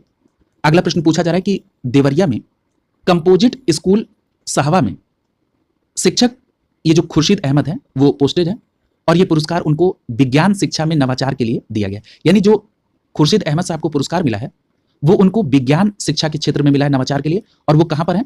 तो देवरिया में कंपोजिट स्कूल साहवा में वो शिक्षक हैं। अगला प्रश्न देखिए। पूछा जा रहा है कि हाल ही में राज्य सरकार ने किस शहर को सोलर सिटी के रूप में विकसित करने का निर्णय लिया है? तो याद रखिएगा उत्तर प्रदेश सरकार ने अयोध्या को सोलर सिटी के रूप में विकसित करने का निर्णय लिया है। इंपॉर्टेंट फैक्ट है, याद रखेंगे सोलर सिटी के रूप में किसको विकसित किया जाएगा? अयोध्या को। अगला पूछा जा रहा है कि centre for monitoring Indian economy की हाल ही में जो रिपोर्ट जारी हुई, इस रिपोर्ट के अनुसार अगस्त 2022 में जहां राष्ट्रीय स्तर पर बेरोजगारी दर 8.3% है, वहीं उत्तर प्रदेश की इस अवधि में बेरोजगारी दर कितनी है? तो आपका जवाब होगा 3.9। तो देखिए मैंने आपसे कई बार कहा है, सबसे पहले तो आपको यह ध्यान में रखना होगा कि जो हम आंकड़ा याद कर रहे हैं ये किस रिपोर्ट के अनुसार है। तो याद रखिएगा ये रिपोर्ट है centre for monitoring Indian economy की। तो याद रखेंगे centre for monitoring Indian economy की जो रिपोर्ट है जो अगस्त 2022 में आई, उसमें दो बातें बताई गई। एक बात बताई गई राष्ट्रीय स्तर पर बेरोजगारी दर 8.3% है और वहीं दूसरी बात उत्तर प्रदेश की बेरोजगारी दर के संदर्भ में कि उत्तर प्रदेश की बेरोजगारी दर 3.9 है। राष्ट्रीय स्तर पर बेरोजगारी दर 8.3 और उत्तर प्रदेश की बेरोजगारी दर 3.9% है। किस रिपोर्ट में? तो centre for monitoring Indian economy की रिपोर्ट जो कि अगस्त 2022 में आई थी। क्लियर है? अगला प्रश्न देखिए।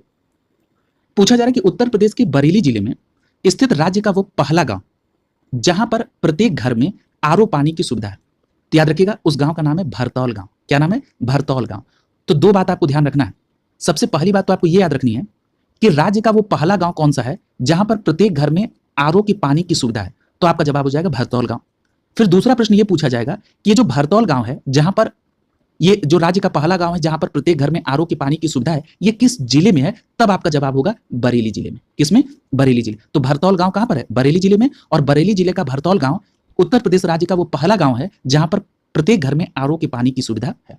अगला प्रश्न पूछा जा रहा है कि सितंबर 2022 में उत्तर प्रदेश के किस सेंट्रल जेल में कैदियों को दिए जाने वाले भोजन की क्वालिटी को भारतीय खाद्य सुरक्षा और मानक प्राधिकरण अर्थात FSSAI ने 5 स्टार रेटिंग प्रदान की है?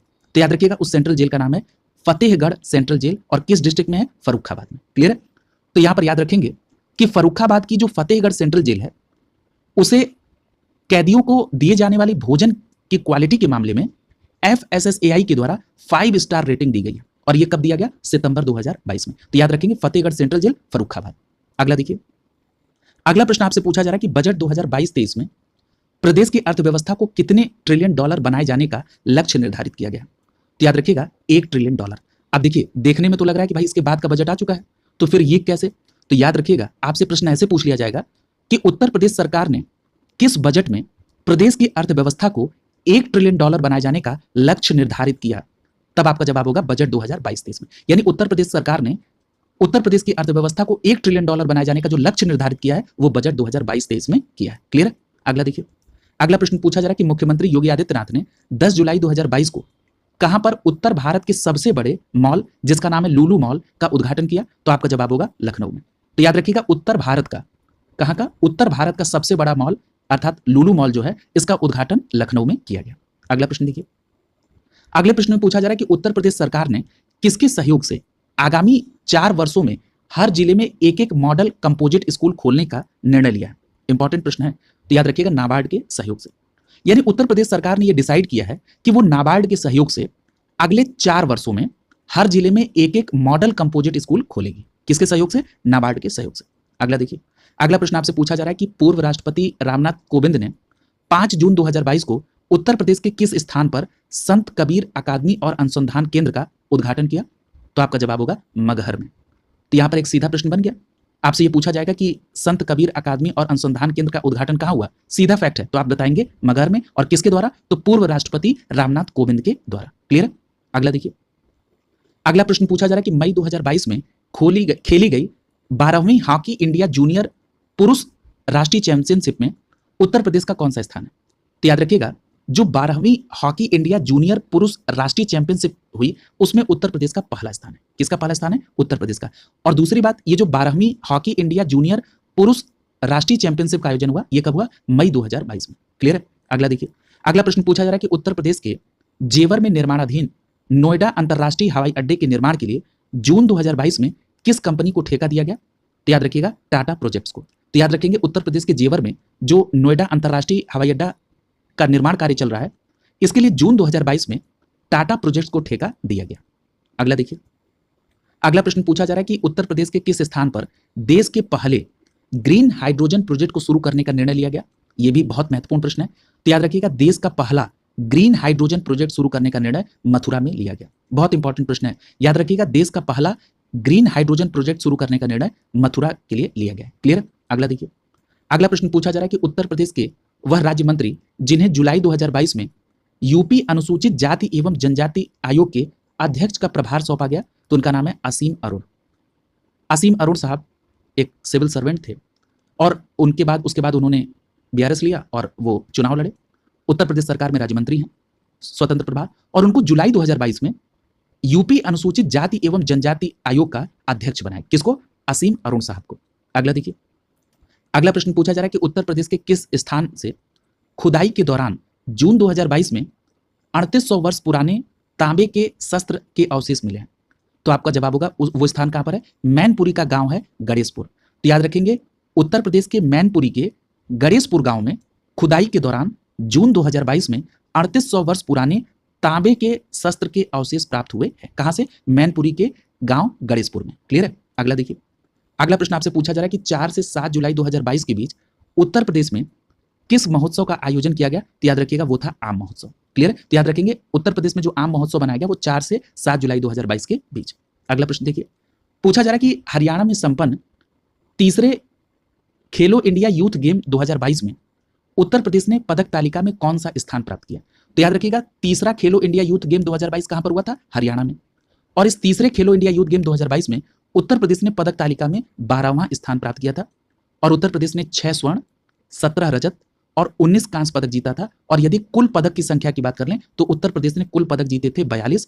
उत्तर प्रदेश का तालिका में स्थान था 12 और उत्तर प्रदेश ने इस खेलो इंडिया यूथ गेम में, जो कि तीसरा संस्करण था और हरियाणा में हुआ, इसमें 6 स्वर्ण जीते थे। क्लियर?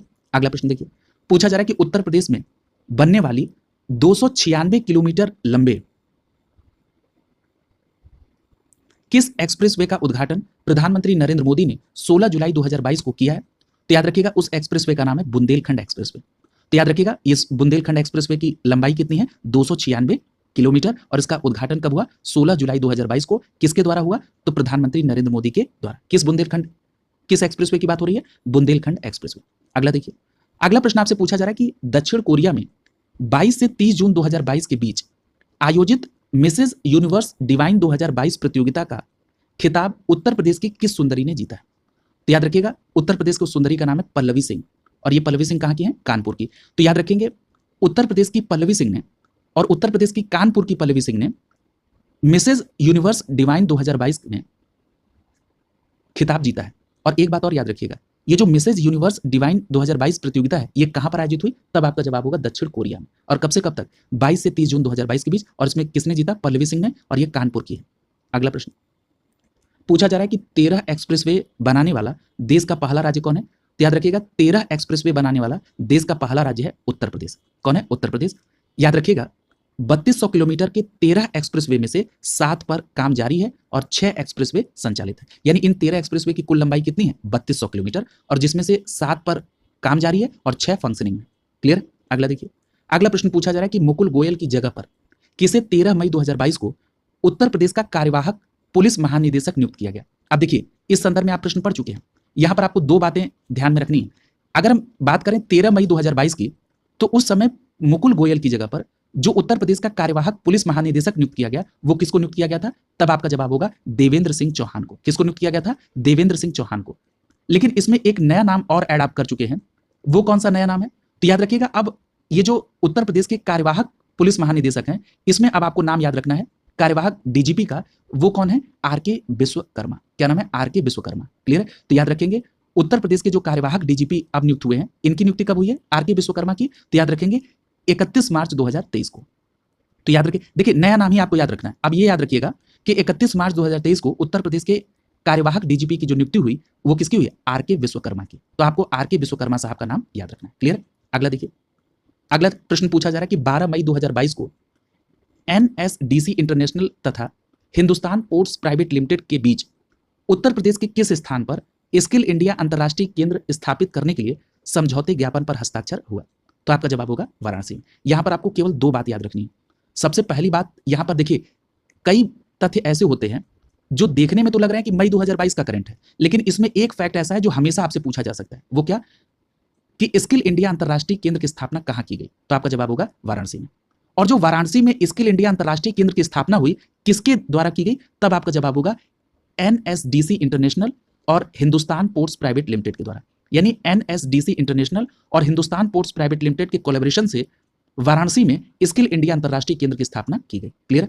अगला देखिए, अगला प्रश्न पूछा जा रहा है कि 1 मई 2022 को अंतर्राष्ट्रीय मजदूर दिवस के अवसर पर मुख्यमंत्री योगी आदित्यनाथ ने सेवानिवृत्त सरकारी कर्मचारियों को पेंशन का पारदर्शी बनाने के लिए, उनकी पेंशन को पारदर्शी बनाने के लिए किस पोर्टल को लॉन्च किया? तो आपका जवाब होगा ई पेंशन पोर्टल। तो यहां पर दो बातें याद रखनी है। ये जो ई पेंशन पोर्टल है, इसको किसके द्वारा लॉन्च किया गया? तो याद रखेंगे, अंतर्राष्ट्रीय मजदूर दिवस के अवसर पर उत्तर प्रदेश के मुख्यमंत्री योगी आदित्यनाथ के द्वारा। और दूसरा प्रश्न आपको ये याद रखना है कि जो ई पेंशन पोर्टल है, ये किसके लिए है? तो ये सेवानिवृत्त सरकारी कर्मचारी के पेंशन को पारदर्शी बनाने के लिए। क्लियर? अगला देखिए, अगला प्रश्न पूछा जा रहा है कि 18 से 20 अप्रैल 2022 को सूरत में स्मार्ट सिटी स्मार्ट शहरीकरण सम्मेलन में सर्वश्रेष्ठ राज्य का पुरस्कार किसने जीता? तो आपका जवाब होगा उत्तर प्रदेश ने।